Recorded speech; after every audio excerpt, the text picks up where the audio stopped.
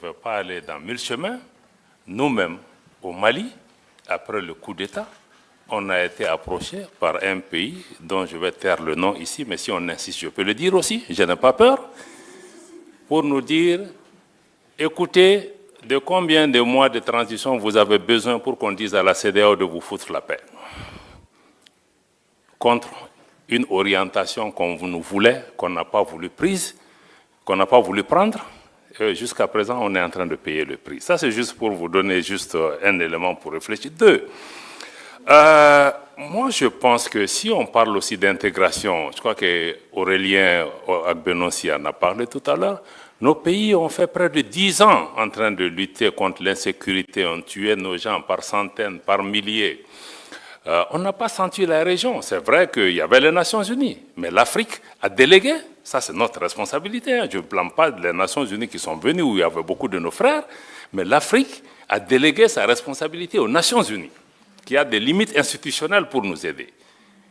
Et on n'est pas venu. Comment vous pensez que les populations maliennes, 10 ans, ont été tuées, massacrées par dizaines, par centaines, par milliers? On ne voit personne. Et subitement, il y a un chef d'État qui est entre les mains des gens, on trouve les moyens. La vie humaine, c'est quoi? Ça aussi, on peut se poser ce type de questions, quelle que soit l'importance d'un chef d'État. Est-ce que ces populations qui ont été tuées méritaient d'être tuées ou leur vie humaine ne vaut rien? Et ça, on voit ça aujourd'hui encore. La vie humaine en Ukraine n'est pas la vie humaine au Sahel. Là encore, je vais mettre en cause nos amis de l'Union européenne, tes anciens amis, où quand on se battait, on a négocié, vous et moi, avec d'autres de vos collègues pendant des années au Sahel. Il y avait la mission européenne de formation, il y avait ECAP, il y avait des militaires européens. On dit, aidez-nous. Ils étaient en train de former nos gens, ils investissent des centaines de millions d'euros.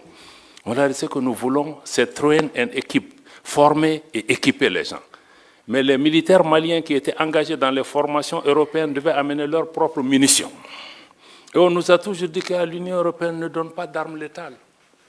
Et ce qu'on donne en Ukraine, ce n'est pas des armes létales? Est-ce que la vie d'un Ukrainien vaut mieux que la vie d'un Sahélien? 2 poids, 2 mesures. Subitement, il y a la guerre en Ukraine, subitement, les armes létales sont autorisées. Et les Sahéliens qui sont morts par milliers, qui a ça sur la conscience de ne pas avoir fait ce qui est nécessaire, et de venir aujourd'hui accuser le Mali de dire oui, mais vous travaillez avec la Russie, vous ne travaillez pas avec moi, etc. Vous me tournez le dos. Quelqu'un a posé la question, ancien partenaire, nouveau partenaire. Ça, je vais vous répondre, madame. Parce que les gens ont l'habitude d'utiliser ça, oui, pourquoi laisser un ancien maître pour un nouveau? Mais ça, je crois qu'il faut même sortir de la décolonisation mentale, parce que la Russie n'a colonisé aucun pays. Il ne faut pas comparer des choses qui ne sont pas comparables. On parle d'anciennes puissances coloniales qui ont des habitudes qui ne sont pas parties. Maintenant, nous cherchons la sécurité pour notre pays. On va là où on trouve, puisque les Européens vous dites que vous ne donnez pas d'armes létales. Le Mali, c'est qu'on a avec la Russie, ce n'est pas des prêts, ce n'est pas des dons, on achète. Ils nous vendent. On est parti avec les Européens, avec les Américains, on dit qu'on achète, ils disent qu'ils ne vendent pas. Mais vous voulez que je lutte contre Al-Qaïda, l'État islamique, avec des bâtons? Et subitement, en Ukraine, vous vous êtes rendu compte qu'il leur faut des armes pour se battre. Donc je pense que quand on fait ce genre de comparaison aussi, il faut qu'on se dise, non, nous on n'est pas dans ça. Avec chaque partenaire, on cherche ceux qui peuvent résoudre pour le moment donné. Si c'est la Russie qui peut m'aider sur le plan militaire, je ferai. Si demain, c'est les Américains qui font mon affaire sur le plan économique, je ferai. Si c'est demain les Turcs qui peuvent... Donc moi je pense qu'il faut que les gens comprennent que nous sommes dans ce schéma. Parce que quand le Mali a voulu choisir, on nous a dit que non, vous ne pouvez pas choisir. On dit aux gens, non, tu viens dans ma maison, mais tu me dis que moi, je vais dormir dans telle chambre, tu chasses ta femme et ton voisin ne viendra pas chez toi. On était dans ce type de situation. Quelqu'un dit oui, la souveraineté, on en a parlé pendant des années. Ce n'est pas un concept nouveau. Mais ce n'est pas un concept nouveau parce que l'Afrique francophone n'a pas grandi, elle est restée adolescente. Elle n'a jamais été décolonisée. Pourquoi on a 6 coups d'État dans des pays francophones et pas dans des pays anglophones? Ça, ce sont des questions de fond qu'on doit répondre. C'est pourquoi nos pays en sont. C'est une honte pour nous que 60 ans après les indépendances, on parle même de souveraineté. Parce qu'on ne l'a pas. Ni monétaire, ni économique, ni politique. Donc je crois que ça, il faut vraiment intégrer ces éléments dans l'élément. Je crois que tu as parlé aussi de crédibilité, c'est ça. Quand on dit au pays démocratie, ceci, mais nous voulons tous la démocratie. Le Mali a été un modèle de démocratie avant de tomber là où nous sommes tombés. Mais il faut aussi regarder les choses dans l'ordre. Mais vous disiez, bon, les pays où il y a eu le coup d'État, on parle de qui? On parle du Niger, du Mali et du Burkina comme s'il y a eu des coups d'État que chez nous. Mais les autres là, il s'est passé quoi? Pourquoi personne ne s'interroge? Pourquoi personne n'interroge l'absence d'élections en Ukraine? Pourquoi? Grande question encore. 2 poids, 2 mesures. Donc je vais revenir un peu, tu as raison, l'industrialisation, la transformation, c'est la clé. Même nous, tout ce qu'on est en train de faire sur la sécurité, ça sera nul si on ne répond pas aux attentes de cette jeunesse, les emplois, les transformations qu'il faut. Je n'ai pas le temps de développer par rapport à ça. Aurélien l'a dit, si on veut parler encore de double standard, je l'ai dit encore au déjeuner avec les gens, j'ai dit, mais on a des organisations où, quand les chefs d'État sont assis, on ne leur dit rien. Ils font tout ce qu'ils veulent. Mais quand il y a un nouveau qui a fait un coup d'État, on s'abat sur lui avec toutes les armes. Mais ceux qui sont là, souvent aussi, qui créent des conditions pour qu'il y ait même des coups d'État et des troubles chez eux. Mais il faut que les chefs d'État qui sont en face de leur père aient le courage, souvent, de leur parler. Parce qu'on ferme les yeux jusqu'à ce qu'un militaire vienne tomber dans la sauce, et puis on se réveille subitement. Donc c'est ça le problème. Donc il y a des coups d'État aussi institutionnels. Il l'a dit, il ne faut pas avoir peur du mot. Donc d'autres font avec les armes, mais d'autres sont très rodés dans d'autres types de façons de faire. Les deux conduisent souvent au même type de problème. Donc il faut qu'on ait le courage de regarder ces questions. Et je pense qu'il faut aussi écouter la jeunesse, il l'a dit. L'Afrique est en train de changer, même pour nous dirigeants, je crois que la vitesse de transformation de notre jeunesse, nous n'en mesurons pas les conséquences. Et la jeunesse, certains disent que c'est une bombe à retardement. Non, non, non, la bombe est déjà partie il y a longtemps. La preuve, si vous voyez si on ne s'occupe pas de notre jeunesse, elle va s'occuper de nous. Elle est en train de le faire. Dans les groupes terroristes, c'est qui? Ce sont les jeunes. Les présidents qui sont renversés, qui sont devant, ce sont les jeunes. Les routes de la migration, ce sont les jeunes. Donc ne considérez pas que les jeunes, c'est un problème de demain. Il est déjà enclenché et on va en subir les conséquences un peu partout. Et aussi, l'opposition CEDEAO-AES. Je pense que c'est une création. Moi, je trouve même que c'est une création de certains responsables de la CEDEAO. Parce que quand nous, on a créé l'Alliance des États du Sahel, la charte du Liptako-Gourma le 16 septembre 2023, vous allez lire le préambule, il réitère l'attachement des 3 pays à la charte des Nations Unies, à l'acte constitutif de l'Union africaine et au traité de la CEDEAO. Pourtant, les 2 sommets de la CEDEAO qui ont suivi, ils ont dit non, non, non, ces gens, ils veulent casser l'intégration, ils ne veulent pas de ceci, ils ne veulent pas de cela, c'est une organisation fantôme. Donc, on a créé un antagonisme qui n'avait pas lieu d'être. Parce que pour des pays qui veulent casser l'intégration, on n'avait pas besoin de citer la CEDEAO, on allait juste prendre notre chemin. Donc, moi, je pense que c'est quelque chose qui a été fait et qui nous a amené un peu dans des erreurs jusque là où nous en sommes aujourd'hui. Les sanctions aussi, il faut revenir à ça. Je crois que quelqu'un en a parlé ici. Pourquoi les sanctions n'ont pas marché? Ça n'a pas marché parce que l'objectif des sanctions dures qu'on a vues, fermeture des frontières, des banques, etc., et privation des denrées de première, l'objectif c'était de faire tomber les nouveaux régimes en faisant de la population des boucliers humains que la population va descendre dans les rues. Je connais des chefs d'État qui ont dit dans les sommets que vous mettez une sanction comme on a fait au Niger, je vous donne ces 2 semaines maximum, ça va s'écrouler. Ça ne s'est pas produit. Donc moi je pense qu'il faut, quelqu'un l'a dit, sanction aussi ne veut pas dire ostracisme. Quand on sanctionne, il faut un engagement. On peut être exclu d'une organisation, mais ça ne veut pas dire qu'on ne doit pas parler à ceci. Notamment les secrétariats de nos organisations, le secrétariat de la Commission de l'Union africaine, le secrétariat de la Commission de la CEDEAO, même l'UEMOA. L'UEMOA, ce n'est pas un secret, moi j'ai vu, le président de la Commission de l'UEMOA n'a jamais voulu rendre visite au Mali en disant que nous, il n'a pas reçu d'autorisation pour le faire. Mais quand on est même suspendu, toi tu es secrétaire, parce que quand on est suspendu, je vous dis, on est obligé de payer nos cotisations. Donc ça veut dire que le président de la Commission, je le paye. Il est obligé de venir au Mali, de regarder c'est quoi la situation. Donc je pense que toutes ces séries d'erreurs doivent pouvoir être évitées de mon point de vue. notre sœur journaliste de Africa, il a dit l'accès à la mer. Vous savez, l'accès à la mer n'est pas une condamnation à mort. L'enclavement. La Suisse est un pays enclavé. Deuxièmement, nos pays ont vécu des années après les indépendances, avant la création de ces organisations. Nous avons des modalités, nous avons même des modalités bien avant ça. Donc, quels que soient les cas de figure, je crois que ce soit sur le plan bilatéral, que ce soit entre l'AES et la CEDEAO, on va devoir trouver des modalités, c'est ce que j'appelle des modalités de vivre en commun.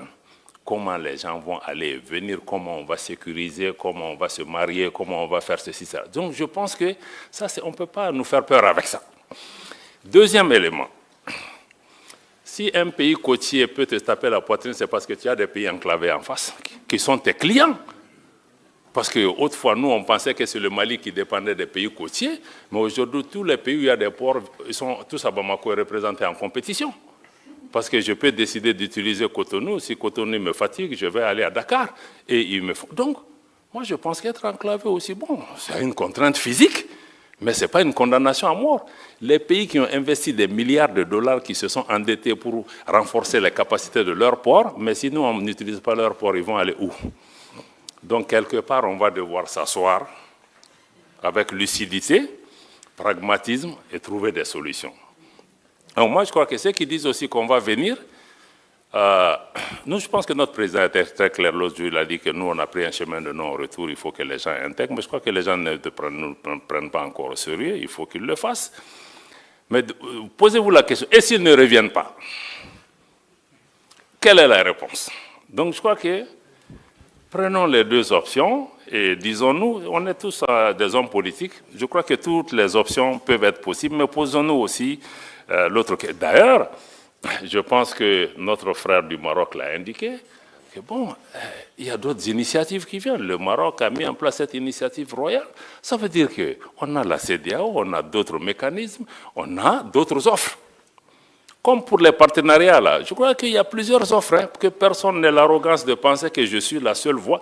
Et après tout, nous sommes des pays qui ont existé avant ces organisations. Et donc, je pense qu'il faut que nous intégrions vraiment ces éléments.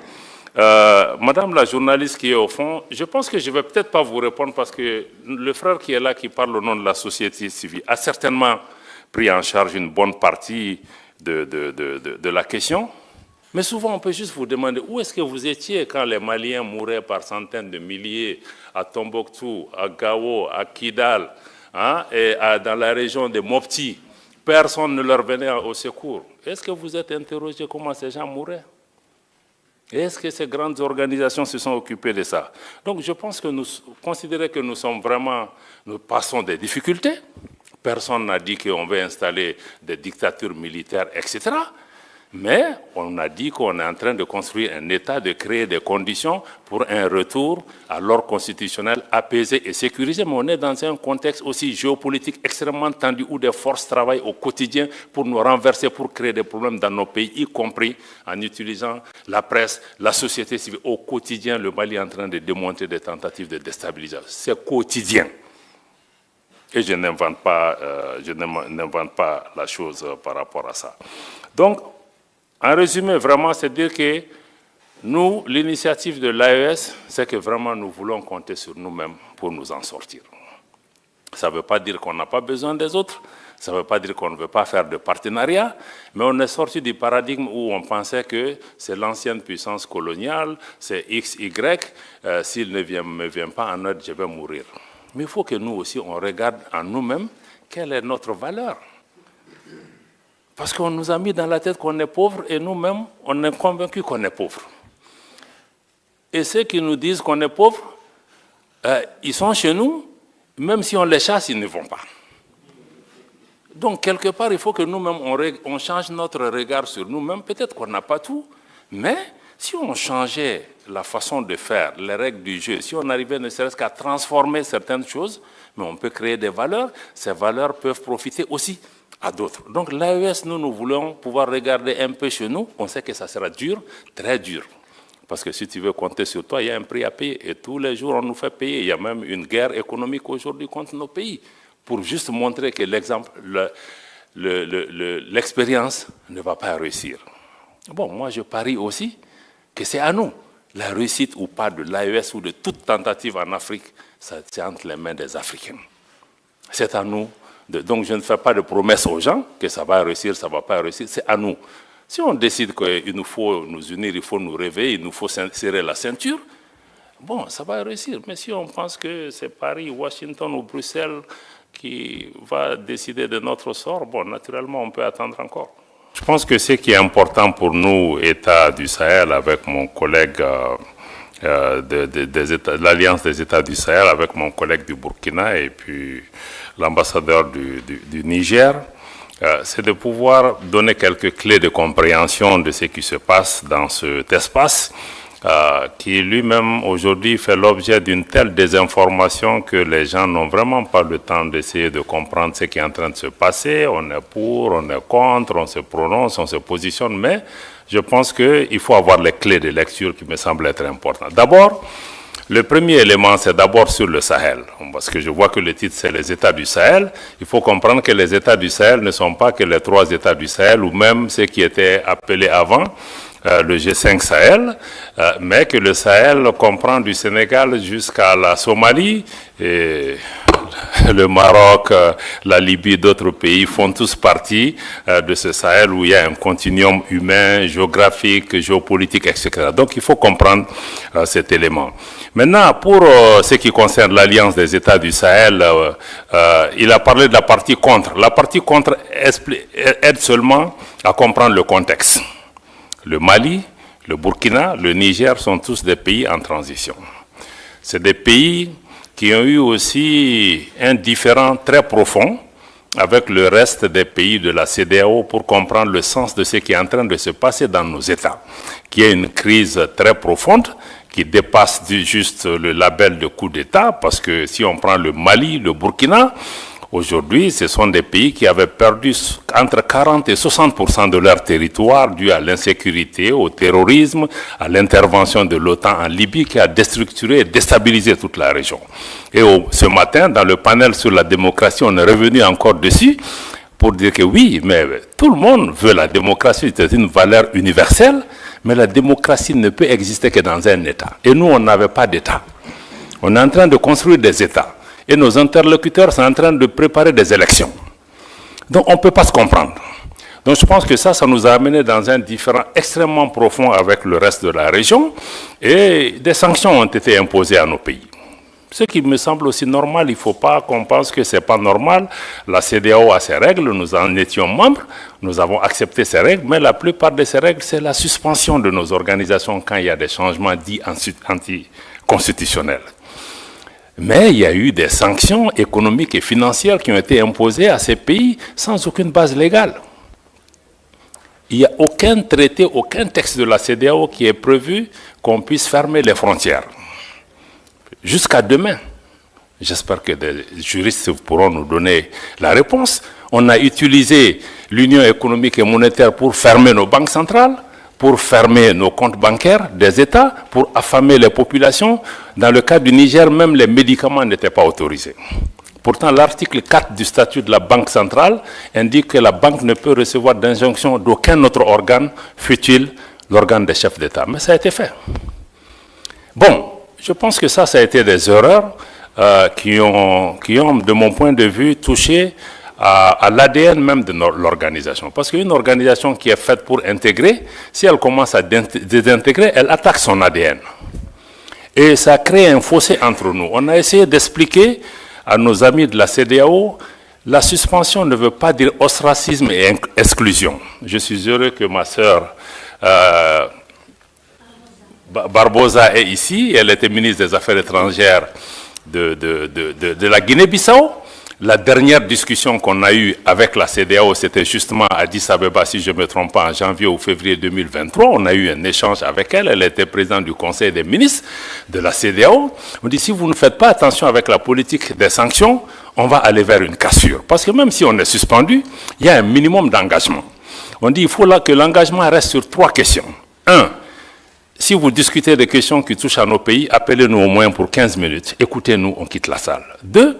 Si vous discutez des questions de sécurité, ça ne peut pas se faire sans le Mali, sans le Burkina. À l'époque, on était 3, ministre des Affaires étrangères, le Burkina, le Mali et la Guinée à l'époque.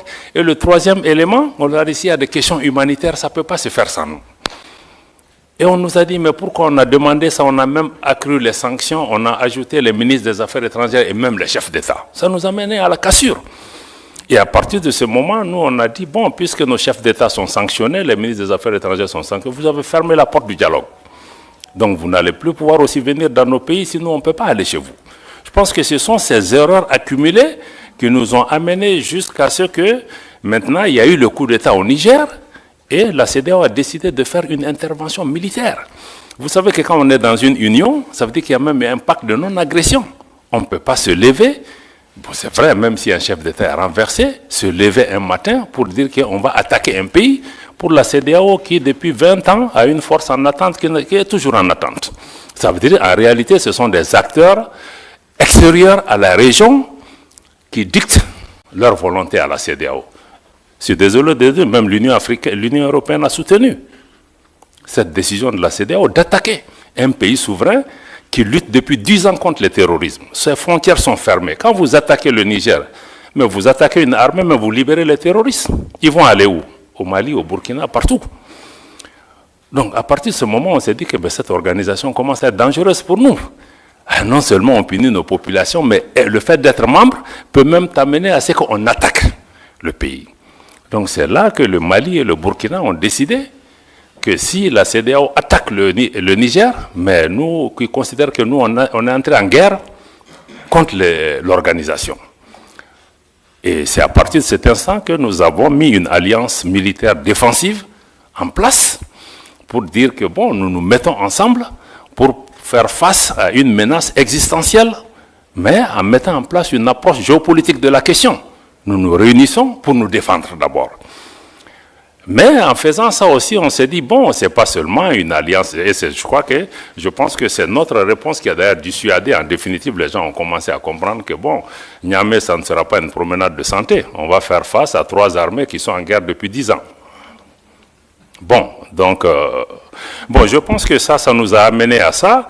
Et on s'est dit, bon, on va aller au-delà de l'alliance militaire pour créer, le 16 septembre 2023, donc on a créé l'alliance des États du Sahel sur la base de la charte du Liptako-Gourma. Mais on est en train de travailler maintenant pour aller beaucoup plus loin que ça. Pourquoi on veut aller beaucoup plus loin que ça? Ça, c'est la partie, on était dans la partie contre, comme tu as dit, c'est créer contre, mais ça, c'est juste expliquer le contexte.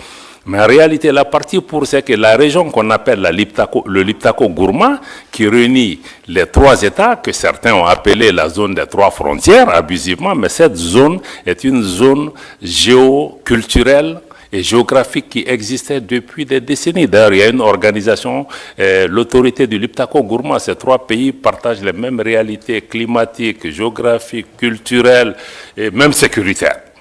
Donc on a décidé de mettre en place une communauté qui puisse nous aider, à assurer la sécurité, à lutter contre le terrorisme, parce qu'on lutte contre le terrorisme dans cet espace depuis longtemps, mais on ne pouvait pas le faire ensemble.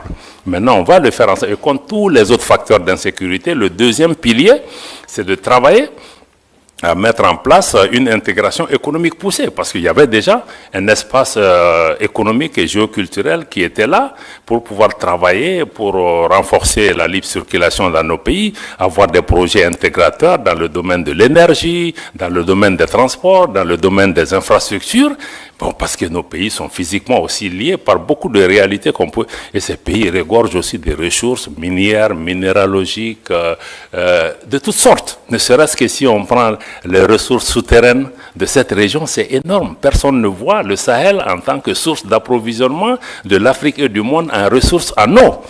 Parce qu'on voit que l'aspect désertique. Donc, je pense que ça, il y a l'aspect intégration économique sur lequel nos ministres des Finances et les ministres en charge du développement ont travaillé pour pouvoir vraiment nous rapprocher davantage. Et le troisième, c'est vraiment travailler ensemble pour que nos pays parlent d'une seule voix, avoir une action diplomatique coordonnée.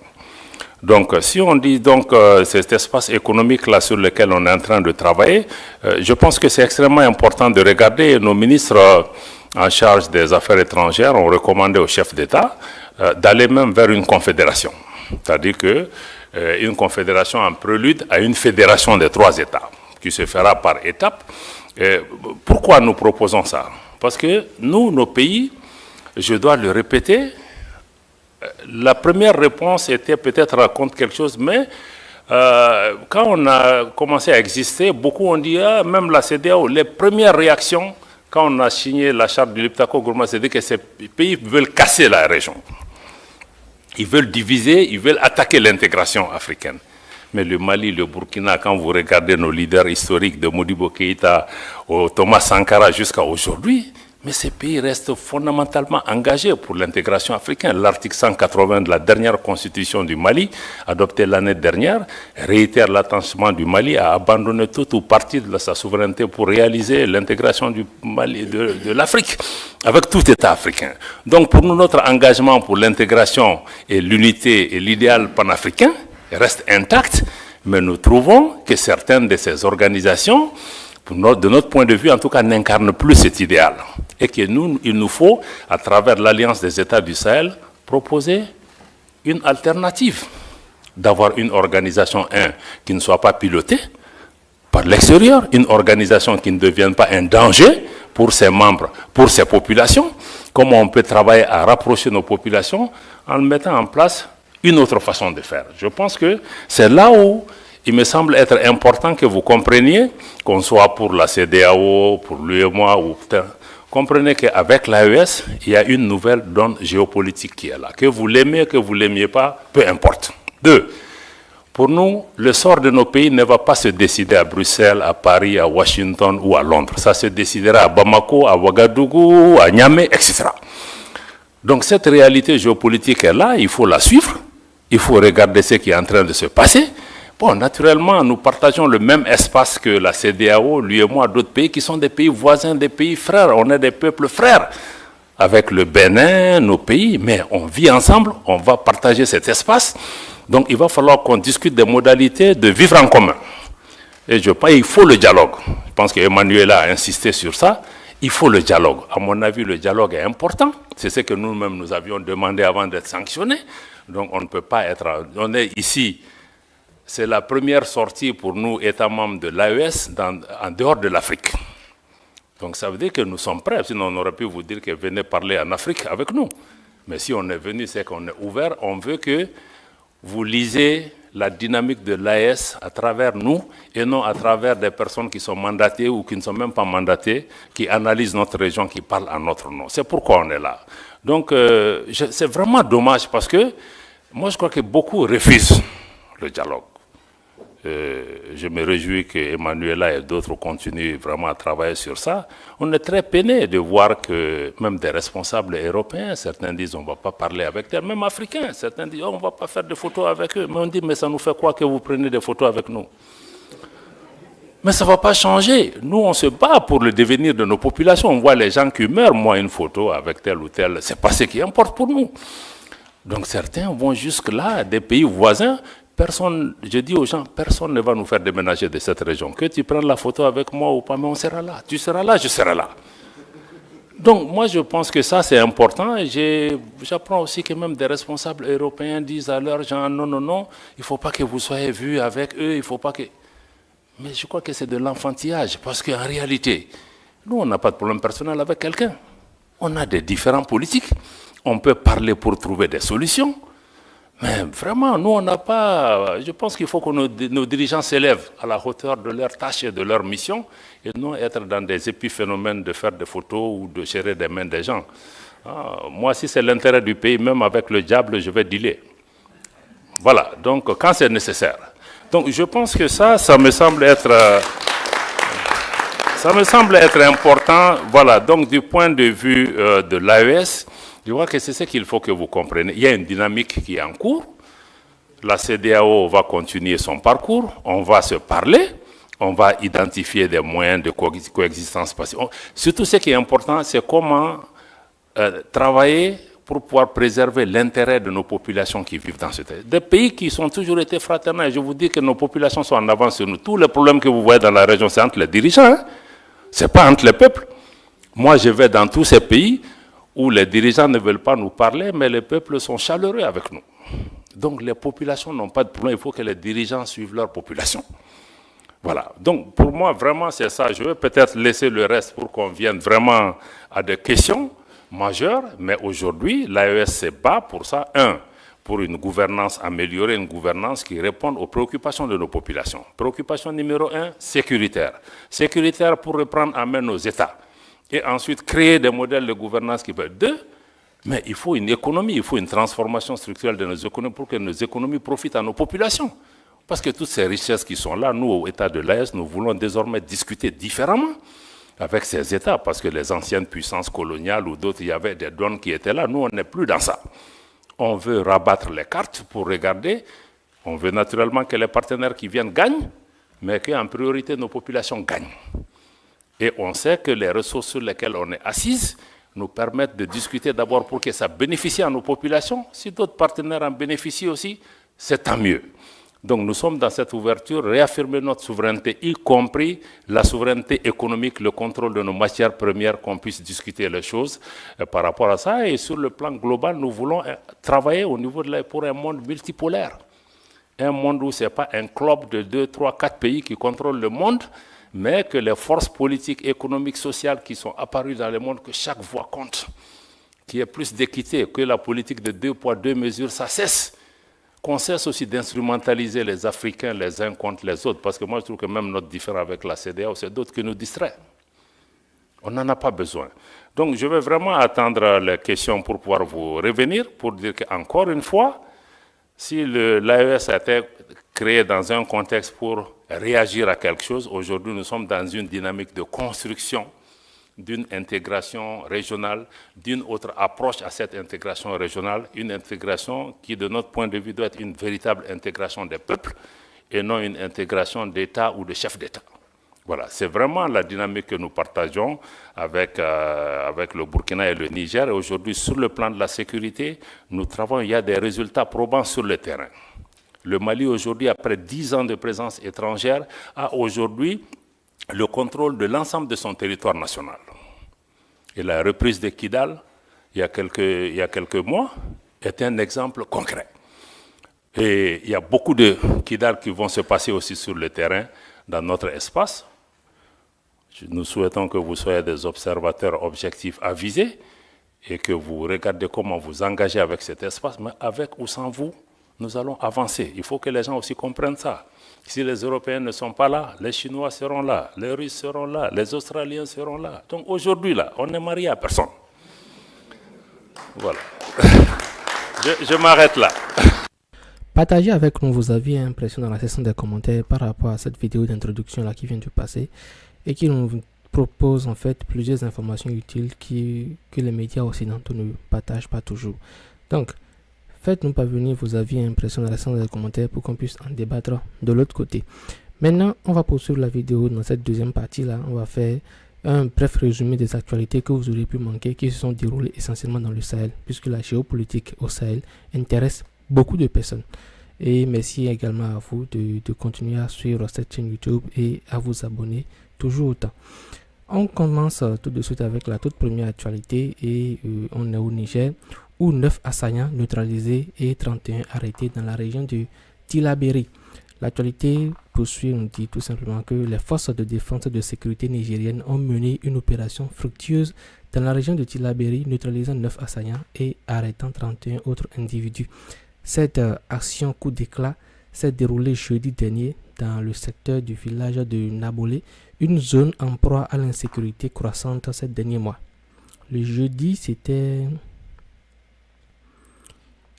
le 20, voilà, c'était le 20 juin. Donc, selon les bulletins d'information de l'armée, les FDS ont été confrontés à des tirs nourris d'assaillants embusqués lors d'une mission de contrôle de zone. La riposte des forces de sécurité a permis de neutraliser ces assaillants-là et d'en interpeller certains. Heureusement, aucune perte n'a été déplorée dans les rangs des FDS. Ils sont à applaudir. Franchement, ils sont à applaudir. Deuxième actualité, et on est toujours au Niger, où des auteurs présumés ont été identifiés, ceux qui ont commis un sabotage sur l'Iléoduc Niger-Bénin. Les autorités nigériennes ont ouvert une enquête pour sabotage après une attaque survenue sur le tronçon de l'oléoduc reliant le Niger au Bénin. Selon le gouverneur de la région de Zinder, le colonel Issoufou Labo, des informations et des preuves ont déjà été collectées sur les auteurs présumés et toutes les personnes impliquées seront arrêtées et condamnées en fonction de leur délit. Troisième actualité, on est au Mali où un projet de déstabilisation de la transition a été découvert. Les services de sécurité maliens ont déjoué un plan visant à déstabiliser la transition en cours dans le pays. Jeudi après-midi, c'est-à-dire ce 20 juin, une réunion clandestine a été organisée au domicile de l'ancien ministre Moustapha Diko à Bako Djikoroni, Assi. Lors de cette réunion, les participants, tous des leaders politiques signataires de la déclaration du 31 mars, ont été arrêtés par la gendarmerie nationale. Des fouilles ont permis de découvrir en possession des participants un projet de plan d'action en 5 pages visant à mobiliser la population pour un retour à l'ordre constitutionnel. Retour à l'ordre constitutionnel qui vous arrange vous, et qui n'arrange pas en fait les intérêts du pays. Ce plan comportait des objectifs précis et reconnaissait la suspension des activités politiques, un projet de statut et règlement intérieur en 3 pages de leur mouvement dénommé A31, Alliance du 31 mars, a également été saisi. Les leaders politiques arrêtés sont les suivants. Je vous laisse lire leur nom. Il y en a un bon nombre. Ok. On nous dit également qu'une enquête a été ouverte pour déterminer les tenants et aboutissants de cette affaire. Contrairement aux rumeurs qui circulaient, il ne s'agissait nullement d'une présentation de vœux. Prochaine actualité, on est encore au Niger où les autorités nigériennes ont retiré le permis d'exploitation d'une grande mine d'uranium à Orano. Waouh! Ok. Le gouvernement nigérien a retiré le permis d'exploitation de la mine d'uranium d'Imouraren à la société française Orano, a-t-elle annoncé ce jeudi. Franchement, les choses qui se sont passées le jeudi fin juin, c'est énorme. Il y a beaucoup de choses qui se sont passées et qui sont en train de changer un peu la donne en fait. Figurez-vous qu'il y avait quelques années, quelle autorité nigérienne pouvait s'aventurer à mettre en jeu les intérêts de cette société française là, sans pour autant risquer sa peau ou risquer sa place. Il n'y en avait pas. On prie vivement les autorités nigériennes à prendre toutes les dispositions nécessaires pour éviter en fait de se faire surprendre par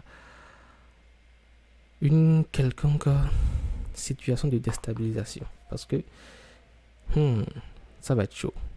Mais on croit en eux quand même. On espère qu'ils prendront toutes les mesures nécessaires pour éviter de se faire surprendre. Prochaine actualité, on est au Burkina Faso, où le gouvernement dément les allégations du RFI sur l'arrivée de renforts maliens et russes. Je ne sais pas si vous avez suivi l'interview, c'est pas une interview, l'échange du capitaine Ibrahim Traoré lorsqu'il s'est rendu auprès des journalistes. Je l'ai partagé dans la vidéo, peut-être que sur la chaîne plutôt, je vais mettre le lien de la vidéo ici pour que vous puissiez le suivre également. Il a expliqué clairement les raisons pour lesquelles ils ont laissé en fait ces rumeurs-là circuler. Donc, le ministre d'État de la communication et porte-parole du gouvernement burkinabé, Jean-Emmanuel Ouedraogo, a formellement démenti les informations diffusées par Radio France Internationale selon lesquelles les militaires maliens et des paramilitaires russes seraient venus renforcer l'armée burkinabé. Selon Ouedraogo, ces allégations font partie d'une campagne de désinformation visant à ternir l'image du Burkina Faso et à discréditer les efforts des autorités pour rétablir la sécurité dans le pays. actualité suivante, et comme je vous le disais, j'allais vous mettre la vidéo en fait qui explique clairement les raisons pour lesquelles les autorités burkinabées ont laissé ces différentes rumeurs là circuler, etc. Donc, on apprend que TV5 Monde a été suspendu pour 6 mois au Burkina Faso, et ce média là écope d'une amende de 50 millions de francs CFA. Je pense que c'est trop peu. On devait peut-être lui mettre 50 millions d'euros pour l'empêcher de poursuivre en fait cette activité dans le pays. Enfin, s'il n'arrive pas à payer. Donc, la chaîne de télévision française TV5 Monde a été suspendue pour 6 mois au Burkina Faso et condamnée à une amende de 50 millions de francs CFA par le Conseil supérieur de la communication. Cette décision fait suite à la diffusion de propos tendancieux frisant la désinformation sur la chaîne. La suspension concerne la chaîne TV5 Afrique, TV5 Monde Afrique, et prend effet à partir du 19 juin 2024, un peu avant le 20 juin. Cette période-là, ça a été chaud pour plusieurs sociétés françaises quand même, au Sahel. Le CSC reproche à la chaîne notamment la diffusion d'un reportage du journaliste Newton Ahmed Barry qui aurait relayé des rumeurs de mutinerie au sein de l'armée burkinabé. Le 28 avril dernier, TV5 Monde avait déjà été suspendu de diffusion pour 2 semaines pour avoir diffusé un rapport de Human Rights Watch accusant l'armée burkinabé des actions contre des civils. Bon, peut-être que pour la prochaine fois, lorsque un média occidental fera de la désinformation, on va tout simplement lui poser une amende de 50 millions d'euros ou de 100 millions d'euros. Donc voilà, nous sommes à la fin de cette vidéo. N'hésitez pas à nous partager vos avis et impressions par rapport à la vidéo d'introduction, ensuite par rapport aux différentes actualités que je viens de vous partager. On se dit à la prochaine pour une toute nouvelle vidéo.